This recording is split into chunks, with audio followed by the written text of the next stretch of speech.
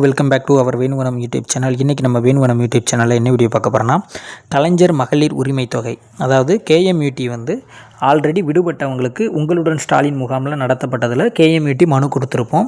அதை விசாரணை செஞ்சு இந்த 12/12/2025 தகுதியான நபர்களுக்கு எலிஜிபிலிட்டி இருந்துச்சுன்னா அவங்க அக்கௌண்ட்டில் வரவு வச்சுருக்குறாங்க. எலிஜிபிலிட்டி இருந்தும் நிறைய பேருக்கு அக்கௌண்ட்டில் பைசா வரலை அப்படிங்கிறத சொல்லியிருந்தீங்க. ஸோ ஏன் வரலை, இனி நாம் என்ன பண்ணணும் அப்படிங்கிறத பற்றி டீட்டெயிலாக பார்க்க போகிறோம்.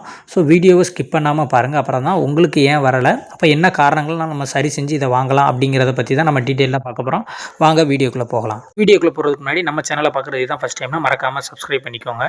கேஎம்யூடியை பொறுத்த மட்டும் அப்ளை பண்ண எல்லா விண்ணப்பதாரர்களையும் கண்டிப்பாக கள விசாரணை செஞ்சுருப்பாங்க. அந்த விசாரணை மட்டும் இல்லாமல் அந்த விண்ணப்பதாரரோட குடும்ப அட்டையில் உள்ள குடும்ப உறுப்பினர்கள் எல்லாருடைய ஆதார் அட்டையும் ஆல்ரெடி மெர்ஜ் பண்ணியிருப்பாங்க. ஸோ அந்த குடும்ப உறுப்பினர்களில் யாரேனும் ஒருத்தர் பேரில் கார் இருந்தாலும் சரிதான், இல்லை அரசு வேலை பார்த்துருந்தாலும் சரிதான், அதுபோக லோன் வாங்கியிருக்கிறாங்க, அதுக்கப்புறம் வருமானம் அதிகமாக இருக்குது, இல்லை ஜிஎஸ்டி பில் கட்டுறாங்க, இந்த மாதிரியான ரீசன் அவங்களில் யாராவது குடும்ப உறுப்பினர்களில் ஒருத்தருக்கு இருந்தாலும் அவங்க தகுதி கிடையாது. அதே நேரத்தில் ஒரே குடும்பத்தில் 2 பெண் உறுப்பினர்கள் இருப்பாங்க, 2 பேருமே அப்ளை பண்ணியிருப்பாங்க. அதில் ஒருத்தருக்கு மட்டும்தான் எலிஜிபிள் ஆகும், இன்னொருத்தங்களுக்கு ஆட்டோமேட்டிக்காக ரிஜெக்ட் ஆகிரும்.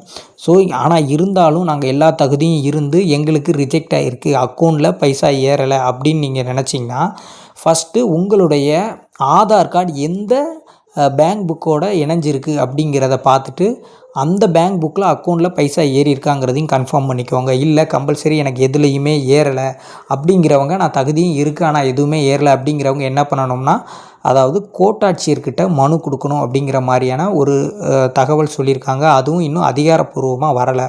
ஸோ இனி வரும் நாட்களில் இந்த தகுதி இருக்கிற நபர்கள் அப்ளை பண்ணியும் கேன்சல் ஆகிருக்கு அப்படிங்கிறவங்க மேல்முறையீடு பண்ணுறதுக்கு என்ன வழிங்கிறத இன்னும் அதிகாரப்பூர்வமாக எப்படி அப்ளை பண்ணுறங்கிறத இன்னும் அவங்க வெளியிடலை. ஸோ இன்னும் வரும் நாட்களில் அதை கண்டிப்பாக வெளியிடுவாங்க. அதே நேரத்தில் இதை நம்ம மேனுவலாக மனுவாக எழுதி கொடுக்குறதுக்கு இப்போதைக்கு தேவையில்லை. ஏன்னா நிறைய பேர் மனுவாக கோட்டாட்சியர்கிட்ட மனுவாக எழுதி கொடுக்குறாங்க அப்படிங்கிற மாதிரியான தகவலும் வருது. ஸோ கவர்மெண்ட்டு இன்னும் அதிகாரப்பூர்வமாக என்ன பண்ணணுங்கிறத அவங்க சொன்னதுக்கப்புறம் தான் நம்ம பண்ண முடியும். அதுக்கப்புறம் புதுசாக அப்ளை பண்ணுறவங்களும் இன்னும் அதுக்குன்னு தனியாக ஒரு சிறப்பு முகாம் நடத்தலாம், இல்லை கவர்மெண்ட் அதுக்கு ஒரு அனௌன்ஸ்மெண்ட் சொல்லலாம், ஆன்லைனில் அப்ளை பண்ணுங்கள் அந்த மாதிரி அப்படிங்கிற தகவல் சொன்னதுக்கப்புறம் தான் நம்ம அதுவும் பண்ண முடியும். அதுக்கிடையில் நீங்கள் எதுவும் பண்ண முடியாது.